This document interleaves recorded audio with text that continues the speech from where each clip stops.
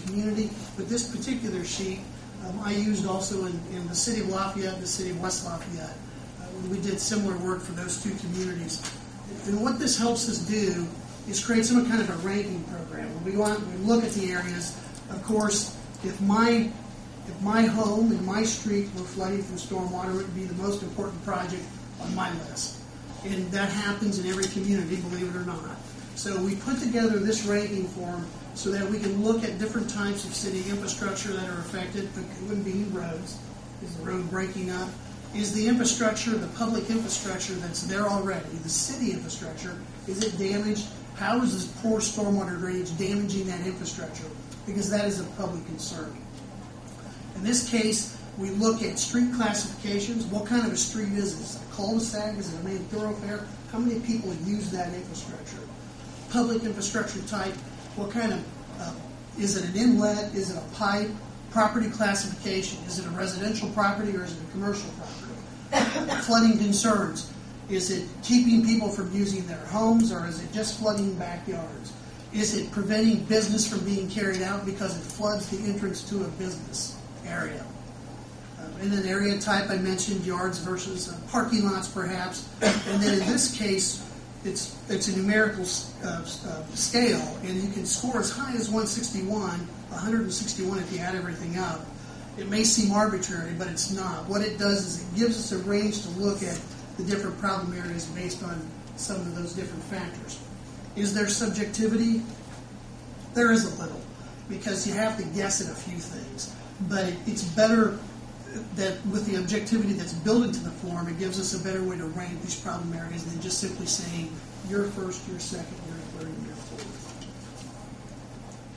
So let's talk about the drainage improvement areas or the drainage problem areas that we found in the city. And then let me point to this over here on the board for all of you. The dashed red line is basically the municipal boundaries, the city of Greensburg. And then we've got, of course, you can't read it from there, but we've got a legend down here that identifies the different project areas. So as I pull them up on the screen here, I'll point to them over here as well so you can get an idea of where that falls in the city, within the city boundaries. This first one, Montfort, the third drainage improvement area. This is an area that's bordered by Ireland Street and Broadway, and then basically in between 3rd and 5th Streets.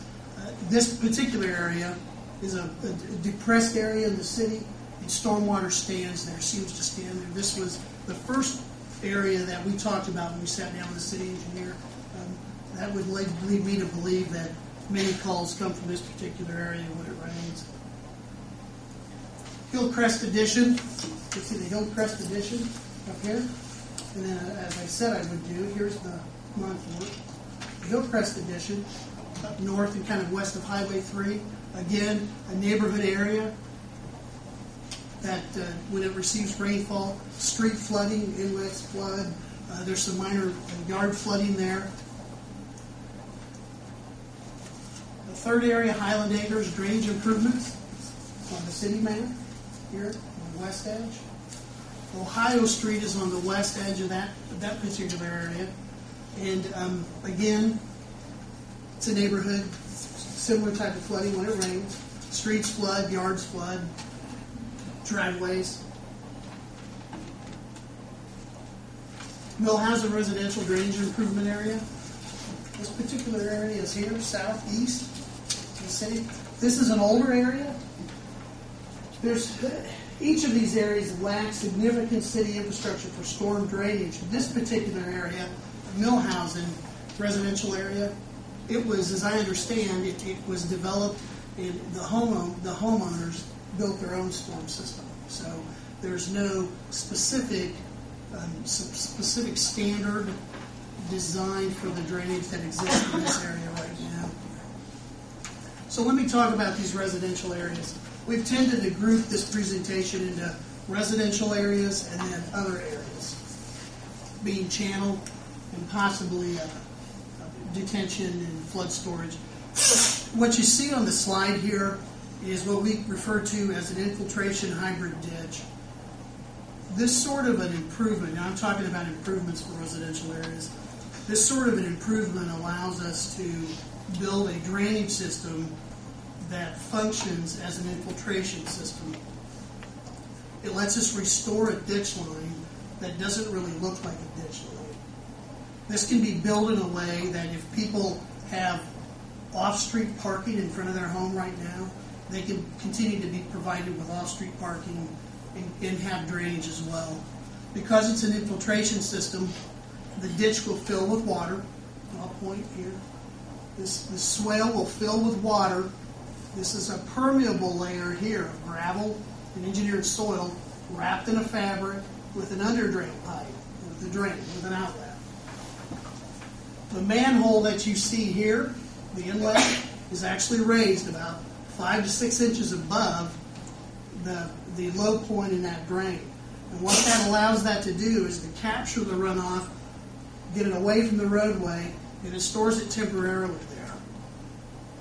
These particular types of designs are very well liked. Now, we've used quite a few of them in the city of Indianapolis because there's a lot of off-road parking there, and people don't want to lose their parking space where they don't have curbs and sidewalks for sake of drainage and a ditch. And there used to be ditches in many of these areas, and what has happened is people have filled those in over many years so they could park there, or so they didn't have a ditch with standing water in front of their house. This helps restore that runoff. That type, excuse me, Yes. that type of cover will not prevent grass from going in that drain, or will it? It will not. Okay. So It will not. So we still get that. So, in practice, here's an example. This is a hybrid ditch or a hybrid drain that we've used. This is in the city of Indianapolis. Significant rainfall early in the morning. Midday, that's what it looked like. And most of it had infiltrated. By early afternoon, late afternoon, it was completely dry again. In fact, this resident had called the mayor's action line and had commented on not having to splash through water in their backyard after the rain. We've been installing these in the city of Indianapolis since 2004, and they're very successful. In fact, we try to monitor these systems, and in many places, these systems, the infiltration doesn't allow for enough flow out the end of the pipe for us to capture and get good, significant readings. An important thing to note here as well is that when it comes to green infrastructure, a structure like this can be retrofitted. Imagine this line. This line here, what some might call a ditch or a swale, it could be gravel for parking, or that could also be planted with water-loving plants. We're turning those into rain gardens in many areas as well. So, depending upon what the local weed ordinance allows, because we are rewriting the weed ordinances to allow native plantings, so we can let them get a little taller without being in violation of our own ordinance. And what the residents might want, and what the city might want. Those can be turned into a simple drainage system, or they can be turned into what we call green infrastructure, or sustainable practices.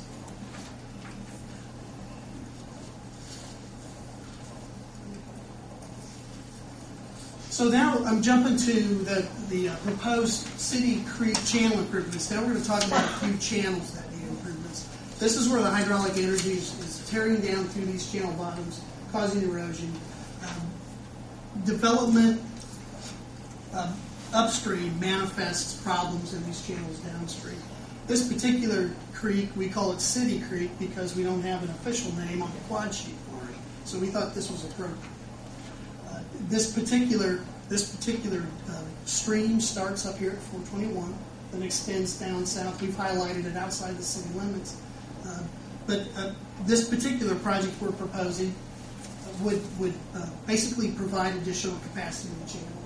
It would check the erosion areas. It provides some opportunities for bioengineering, a combination of hard structural as well as plantings. I think I've got some pictures here of what that looks like right now. It looks pretty green right now, but what's there doesn't actually afford for very good flow. It looks lovely green, but a ditch full of weeds.